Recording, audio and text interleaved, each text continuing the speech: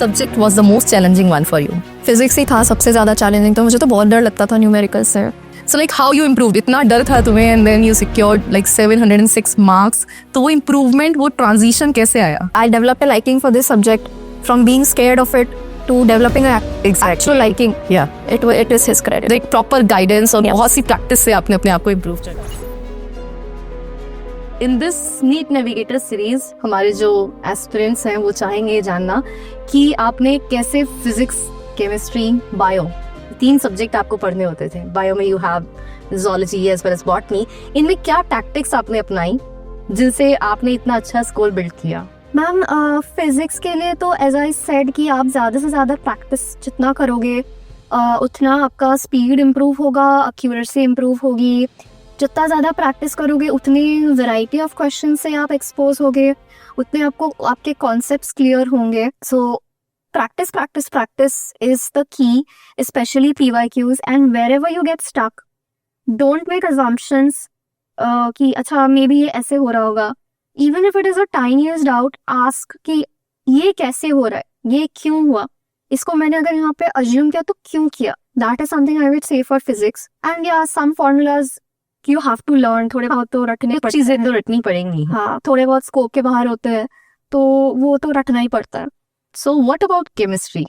Chemistry में numericals का तो वही है कि प्रैक्टिस करो, क्योंकि नीट में कैलकुलेटर अलाउड नहीं होता. So numericals whatever you have to do it on your own. Chemistry में ना 2 चीजें होती है, एक तो आपका न्यूमेरिकल्स वाला हो गया, दूसरा तो लर्निंग वाला हो गया. I can better relate it. Numericals के लिए वही है प्रैक्टिस, और जो रटने वाला है वो तो रटने वाला है, उसमें क्या ही कर सकते हो. But how you used to deal with that? इतनी सारी reactions होती हैं, बच्चे बड़े घबराते हैं कि मैम इतनी reactions, इतने फॉर्मूले कैसे याद करेंगे? मैम एक पॉइंट पे तो जो जितना आप रिवाइज करोगे, जितना आप क्वेश्चंस प्रैक्टिस करोगे, थोड़ा आपका आदत बैठ ही जाता है कि अच्छा ये तो याद हो ही गया. 100 बार एक चीज को पढ़ोगे या लिखोगे तो हो जाएगा.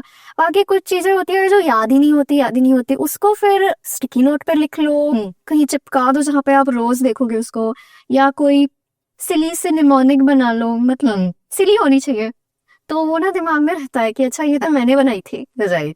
तो वो रहता है. And what about bio? Bio is also again very obviously information dense, and उसके लिए तो मैं ये बोलूंगी कि आपको NCERT पे ही स्टिक करना बेटर रहेगा rather than going out for other books.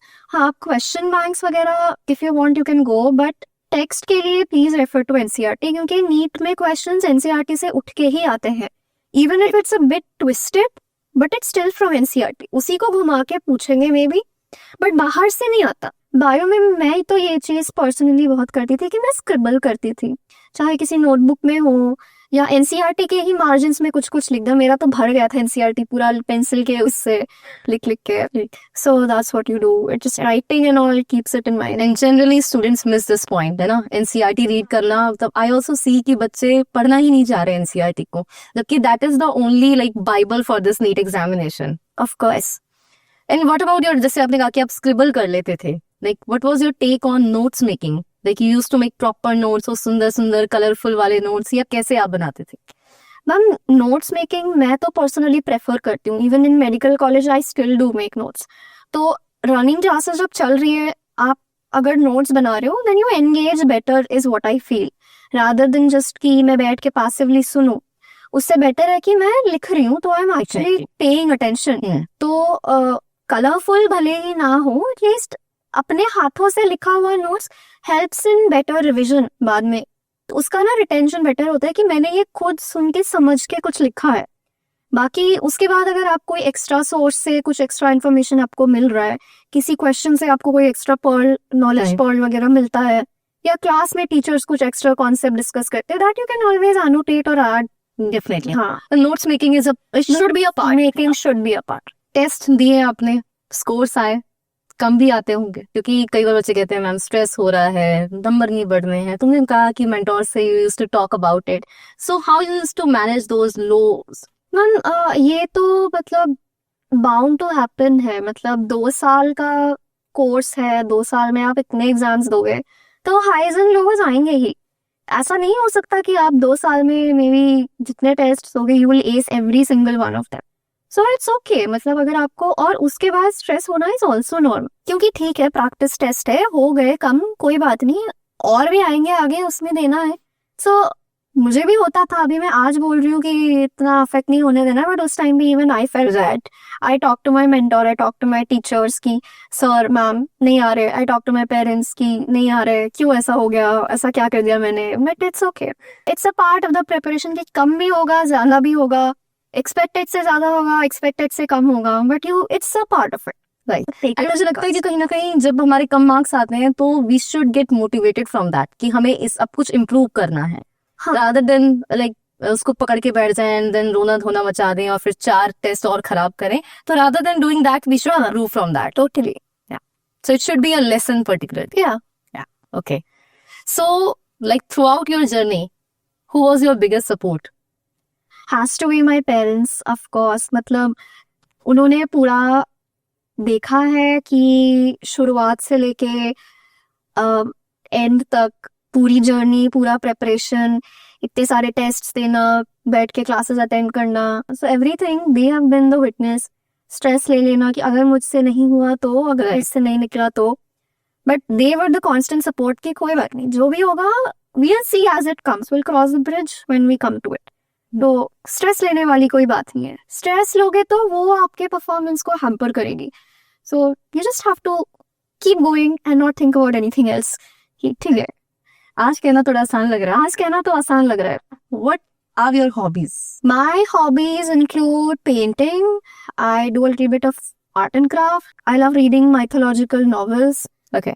थोड़ा सा तो फोन वोन चलाना, नेटफ्लिक्स वेटफ्लिक्स देखना, ये सब तो चलता है। So like जितनी हॉबीज आपने भी गिनवाई हैं, काफी सारी हैं, तो ये सारी हॉबीज का टाइम आपको ड्यूरिंग द प्रिपरेशन मिलता था? Like what you used to do in your relaxation time? बहुत ज्यादा टाइम तो नहीं ही मिलता था, क्योंकि क्लासेस होते थे, बहुत रेगुलर टेस्ट्स होते थे, तो उसके लिए भी पढ़ना होता था, फिर स्कूल भी एक चीज है, तो उसके बीच में ही लेकिन एक टाइम थोड़ा सा निकालना पड़ता है कि ठीक है, मे बी हफ्ते में 1 दिन या 2 दिन, 1 घंटा 2 घंटा मैंने निकाल लिया, मैंने कुछ कर लिया। So like what Akash Digital taught you or like helped you to grow till this place? Like one thing if you want to mention. Ma'am one thing तो क्या ही मेंशन कर रहा हूँ, मतलब पूरे जर्नी में ही आकाश डिजिटल के साथ ही पूरी जर्नी हुई है।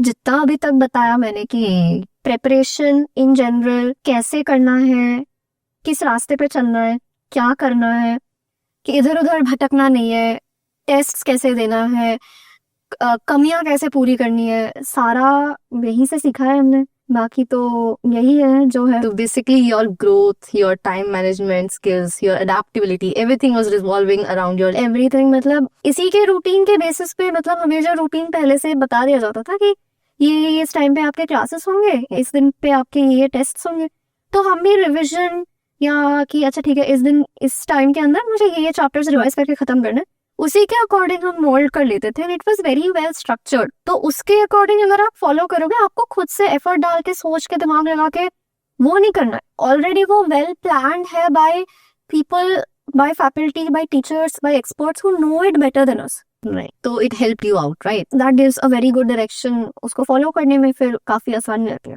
So if you had to pick one habit that was crucial for your success, what do you think? Going back to my mistakes. Okay, that's great.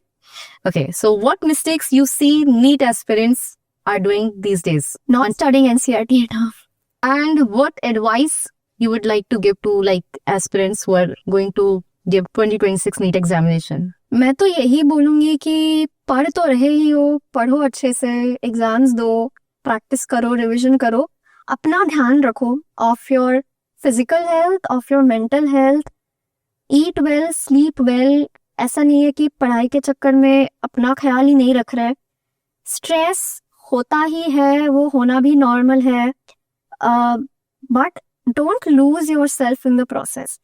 You have to be you, and this score, this marks, this preparation, nothing is going to define you as a person or define you or your self-worth. So even if you're not being able to perform up to your expectations, it's okay. You always have the time for improvement. उसमें demotivate नहीं होना है, उसमें खुद को कम नहीं समझना है। This is a part of life. ये होगा, you can do this, you will do this, obviously. And yeah, take care of yourself. That's what I'd like to say. So I guess Amrita, तुम्हारे आंसर्स ने सभी को बहुत clear कर दिया होगा कि जर्नी में जो जो चीजें वो फील कर रहे हैं it's very common, and the way तुम्हारी स्माइल बता रही है कितनी ब्यूटीफुली तुमने अपनी इस जर्नी को खत्म किया है, and now today you are like at your dream step. So thank you so much for guiding our students, and thank you so much for being over here. Thank you so much, ma'am, for calling me here to be a part of this, and I'm so glad that I could be of any help to my future juniors and current aspirants जो आना चाहे in this field. We welcome, future welcome to everyone. Yeah. So इस session में I guess आप सभी ने जान लिया होगा कि इस नीट जर्नी के लिए हमें कुछ पॉइंट्स का ध्यान बहुत अच्छे से रखना है. Number 1, revision, revision and revision. It is very important. आप जितनी बार रिवाइज करेंगे उतना आपका सब्जेक्ट इंप्रूव होगा, राइट. नंबर 2, हमें ध्यान रखना है कि जो हमारे फियर हैं या जिस सब्जेक्ट में हम लैक कर रहे हैं, जिस सब्जेक्ट में हमारा स्कोर नहीं बढ़ रहा है, उनसे डरना नहीं. हमें उनको इम्प्रूव करने का स्कोप देखना है. हमें देखना है कि हम कहाँ लैक कर रहे हैं और उन चीजों पे काम करना है. Third point, most important, you have to make notes. अपने लिखे हुए नोट्स हमेशा हेल्प करते हैं. So you should start writing your own notes. बहुत सुंदर मत बनाओ, but at least write them out. And at the same time आपका टेस्ट बहुत इंपॉर्टेंट है.